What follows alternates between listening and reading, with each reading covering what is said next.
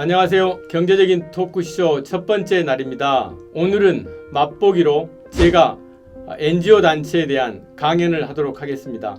NGO 단체를 막연히 그저 어려운 사람을 돕는 단체로 생각하시는 분도 계실 거고, 혹은 이익을 남기는 기업과 같은 존재라고 생각하시는 분들도 분명히 계실 것 같습니다. 그래서 오늘 저는 NGO 단체는 어떻게 시작하게 되었으며 어떤 역할을 하고 있고 앞으로 어떤 방향으로 발전해야 되는지에 대해서 여러분과 함께 하는 시간을 갖도록 할 계획입니다. 한국의 NGO에 대한 역사를 설명하기 전에 NGO란 무엇일까? NGO, Non-Government Organization입니다. 1945년 유엔이 설립되면서 사용된 용어입니다. 비정부 기구나 정부의 간섭을 받지 않는 시민, 민간단체 등에 의해 조직된 기관이고, 기관의 목표에 맞춰서 다양한 사회 문제를 해결하는 일을 하고 있습니다. 특히 인권, 환경, 여성, 소비자 운동 등의 문제에 초점을 맞추어 개도국과 국제사회를 무대로 활동을 하고 있습니다. 보통 이제 NGO와 NPO 이 차이가 뭘까 많은 질문들을 하고 계시는데, NPO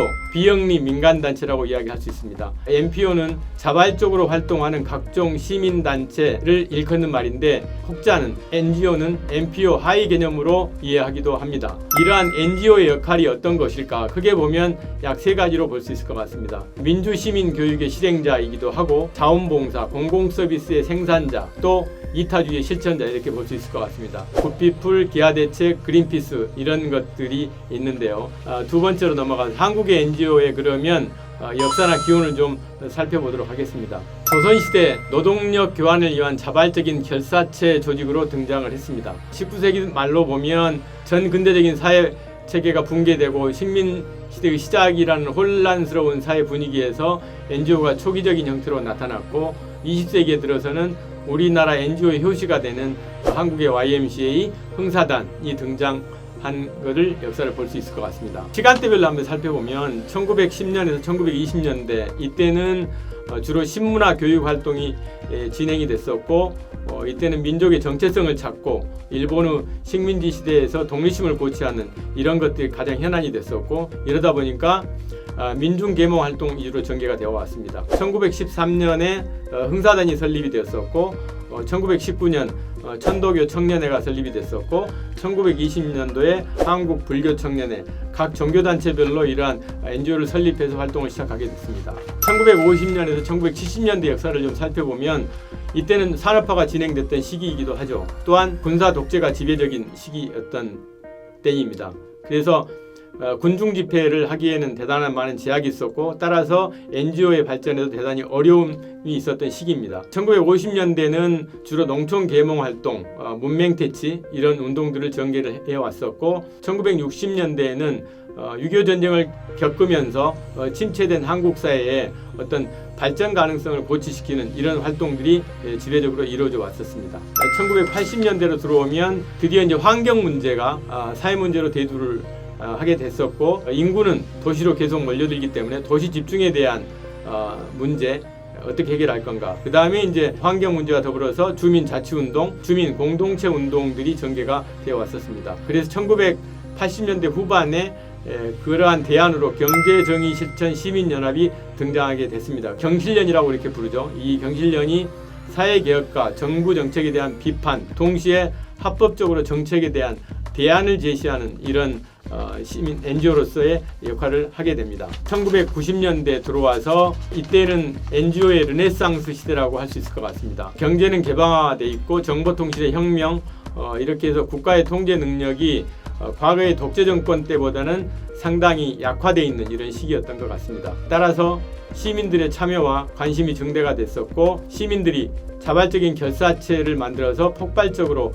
NGO들이 증가됐던 이런 시기라고 할 수 있을 것 같습니다. 자, 한국의 NGO가 걸어온 길, 어떤 길을 걸어왔을까요? 군사 권위주의 시대의 NGO, 반정부 활동을 전개하는 제야단체와 정부가 만들고 지원한 민간단체가 양립하는 이런 때였던 것 같습니다. 1970년대를 살펴보면 민주회복 국민회의, 그 다음에 민주주의와 민족통일을 위한 국민연합, 이런 단체가 등장을 하고, 1980년대는 민주화운동 청년연합, 민중민주운동협의회 등이 등장을 했고, 90년대 들어와서는 민주주의와 민족 통일을 위한 전국 연합이 등장하게 됐습니다. 다음 6.29 선언과 개량화 단계에서 NGO를 살펴볼 수 있을 것 같은데, 이때는 사회적으로 권위주의 세력과 민주화 세력의 대립이 지속돼 왔던 때인 것 같고요. 한국의 제야단체들이 전통적인 관습을 유지하는 것에 머물러 있어서 빠른 사회의 어떤 변화 트렌드에 전혀 대처하지를 못했던 이런 시기였던 것 같습니다. 그리고 또 하나 이제 6.29 선언을 시작을 하면서 경제적인 실천 시민연합이 등장을 해서 정부와 제야단체를 모두 비판을 하면서 이 양쪽을 다 아우르는 이런 운동을 전개했고, 대중에 대한 영향력이 점점 커졌던 시기였던 것 같습니다. 이때 왜 이렇게 됐을까? 가장 대중적인 이슈를 선점을 해왔었고, 그리고 대안을 구체적이고 정책적으로 제시를 해왔었고, 언론과 연대 구조를 형성을 해왔던 것 같습니다. 최근 어떤 사회 문제를 가지고 많은 비판들을 하고 있습니다. 서로의 입장에서. 그러나 어떤 비판을 함에 있어서 대안은 전혀 없는, 비판을 위한 비판이 많아지는 지금 시대를 살고 있는 것 같아서, 과거에 우리 NGO들이 걸어왔었던 때에 백투더 베이직, 초심을 찾아보는 그런 길이 중요한 것 같습니다.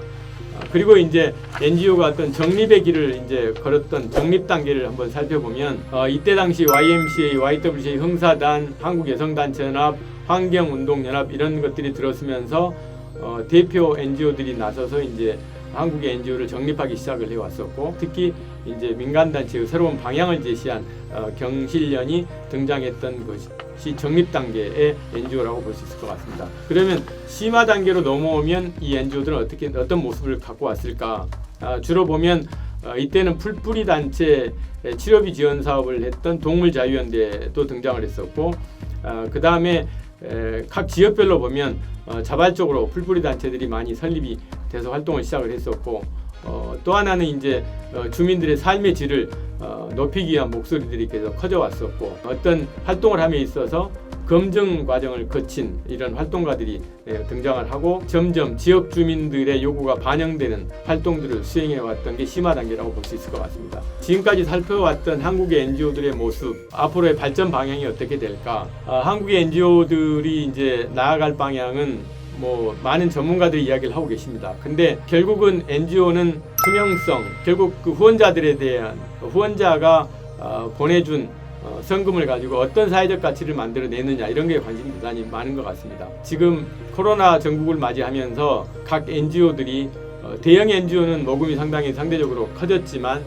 중소형 NGO들은 모금 금액이 획기적으로 좀 줄어서 대단히 존립 자체도 어려운 이런 환경에 처한 것 같습니다. 그런데 결국은 NGO 자체적으로 변화를 해 나가야 지속 가능한 NGO가 될 것 같습니다. 그래서 그동안에 저희들도 잘 해왔지만 NGO들이 보다 더 투명성 있는 관리를 좀 하고, 후원자들에게 투명한 후원금을 어떻게 사용했다는 것에 대한 것을 명확히 좀 밝혀주실 필요가 있을 것 같고, 그 다음에 이걸 통해서 NGO가 자립하고 지속 가능성을 확보할 수 있는 방안들이 뭔지 각 NGO 스스로가 고민을 해야 되는 이런 과정인 것 같습니다. 지금 그래서 최근 상황을 보면 NGO들이 모금에만 의존하기가 어려워서 사회적 경제를 영역으로 NGO들이 많이 진입을 하는 것 같습니다. 그래서 스스로 사회 문제를 해결하면서 사회적 기업을 설립을 하면서 그 사회 문제를 해결해 나가는 이런 일들을 하고 있는 것 같고, 어떤 모금을 했을 때 그 모금에 대한 투명성이 떨어지기 때문에